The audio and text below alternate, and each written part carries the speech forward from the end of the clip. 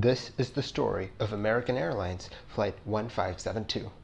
On the 12th of November 1995, an American Airlines MD-83 was flying from Chicago O'Hare to Bradley International Airport in Hartford, Connecticut. Flight 1572 was scheduled to depart O'Hare at 9:25 p.m., but due to passengers being delayed and the weather, the departure was pushed back by about 2 hours.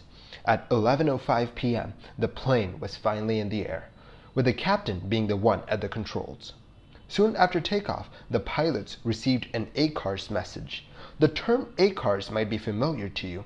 It was thrown around quite a bit during the disappearance of MH370. It stands for Automatic Communications and Recording System.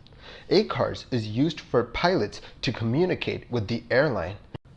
This means that pilots can get weather reports and the plane can push out position reports, among other things. As was intended with ACARs, the crew used it to get weather reports for their destination in Hartford, Connecticut. The report was prefixed with PRESFR, which stood for pressure falling rapidly. The climb out and cruise were uneventful, with them avoiding some bad weather along the way. Nothing else stood out. At about 300 miles, the plane was cleared direct to Bradley International Airport. As they descended, dispatch gave them another ACARs message. Dispatch asked them to set their altimeters to 29.23 for the above field elevation and 29.42 for the standby altimeter. They were setting the altimeters up so that the flight crew's altimeters showed their altitude above the terrain, a setting known as QFE, and the standby altimeter in the middle to show their altitude above sea level, a setting known as QNH. After this, the crew get another ACARs message. Planes had been landing at Bradley, but they did experience some heavy turbulence on their way in. At 12:32 a.m., the plane was allowed to descend to 19,000 feet by ATC. As they descended, the crew listened to the ATIS messages from Bradley. The ATIS message called for setting their altimeters to 29.50 and that there was severe turbulence below 10,000 feet. Soon afterward, at 12:33 a.m., ATC gives Flight 1572 permission to descend to 11,000 feet. The controller tells the crew to use an altimeter setting of 29.40. The crew listened to the ATIS message once again. The controller had given them one value for their altimeter setting, and the ATIS message had given them another. After listening to the ATIS message, the co-pilot says that the ATIS information is more than an hour old.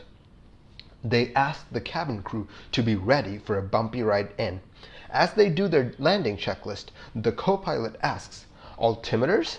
The captain says 29.50. The co-pilot says, "They called 29.47 when we started down. Whatever you want." They then proceeded to brief themselves on the VOR approach onto runway 15. At 12:43 a.m., the crew contacts approach. They were told to expect a VOR approach onto runway 15. Control asks them to descend to 4,000 feet, and with winds coming in from 170 at 29, gusting to 39 knots, calling the approach turbulent would be an understatement. At 12:49 a.m., the crew were cleared in for the approach onto runway 15. At 12:49 and 57 seconds, he advised the flight crew that the tower was temporarily closed because of a problem with one of the windows and to report downtime on the approach control frequency. They intercepted the approach course at about 3,500 feet at about 15 miles from the airport. The captain had his eye on the radar. He saw no convective activity on the weather radar, so he turned it off. The captain puts the autopilot into the VOR/LOC mode, but due to the strong winds, the autopilot was not able to fly the plane on the required course.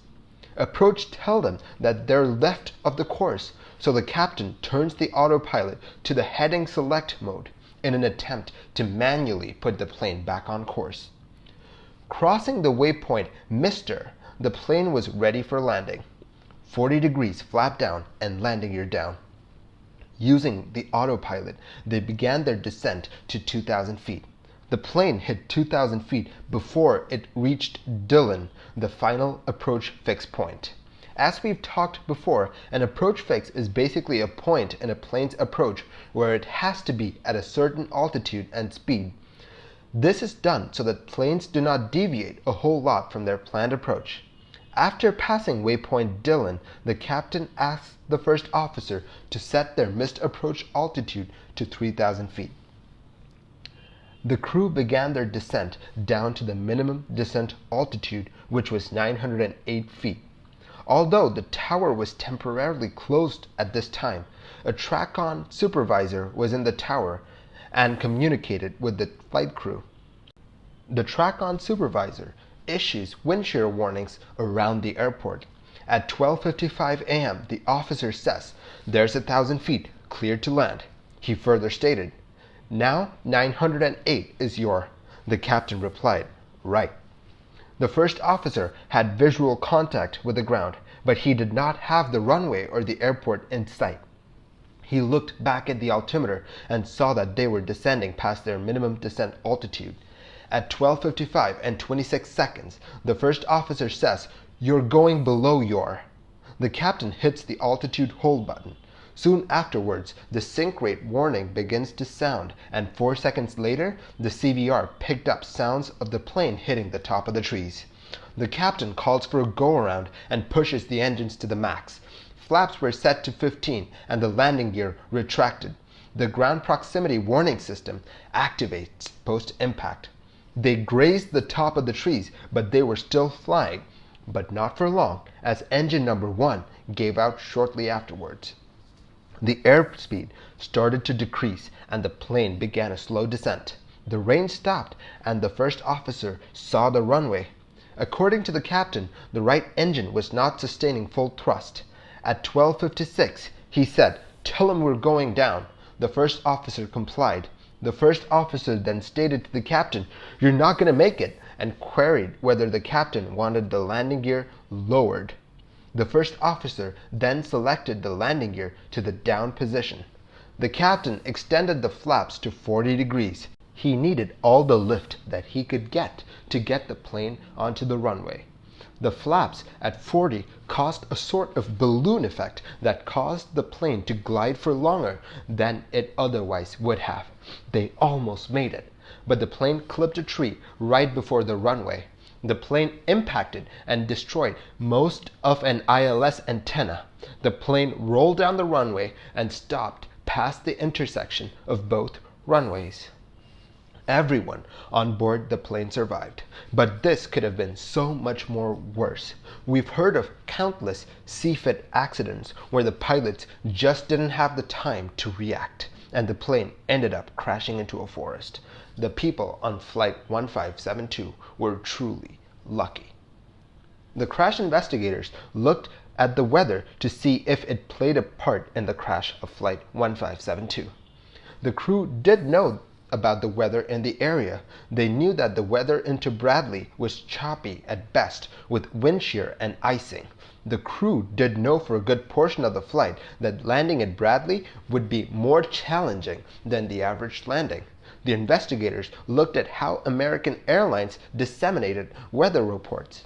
The National Weather Service did have a few SIGMETs, or significant meteorological information weather reports out for the area, but they were not included in the pre-flight briefing, or neither were they given to the pilots while en route. However, the pre-flight briefing did have another type of weather briefing known as a SIGMEC. This warned the crew of turbulence and icing when landing in Bradley.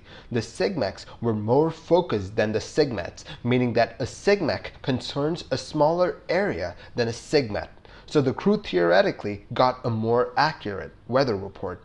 The investigators find that the way in which the information was passed on to the crew was correct, and that the crew was aware of the weather at Bradley. As the crew was on their way, they got a PRESFR ACARs message that told them that the pressure at the destination was falling rapidly. After that, they got two more messages. One told them how to calibrate their altimeters. Altimeters need to be calibrated to reflect the pressure of their surroundings. Altimeters work by measuring the pressure of the surrounding air and then calculating their altitude from that. So pilots have to input in a reference pressure. The crew were asked to calibrate their altimeters in two separate ways. One was set to show their altitude above the terrain. This is known as QFE. And the other was calibrated to show their altitude above sea level. This is known as QNH. But as they flew in at 12:34 a.m., the pilots realized that the information that they got was more than an hour old. In this situation, good practice dictates that the crew ask for more up-to-date information, but the crew did not, and as we'll see later on, this might have just doomed their approach.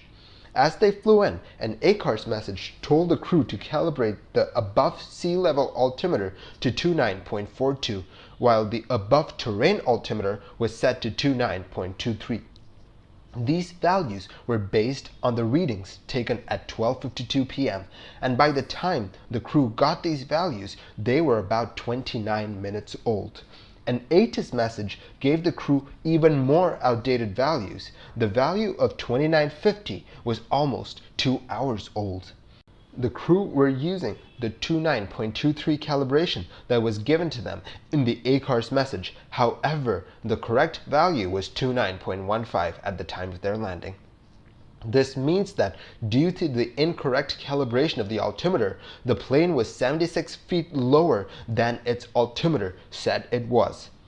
The trees that the plane first hit were about 60 feet tall, and the additional altitude that they would have had the altimeters been properly configured would have been enough for them to clear the trees.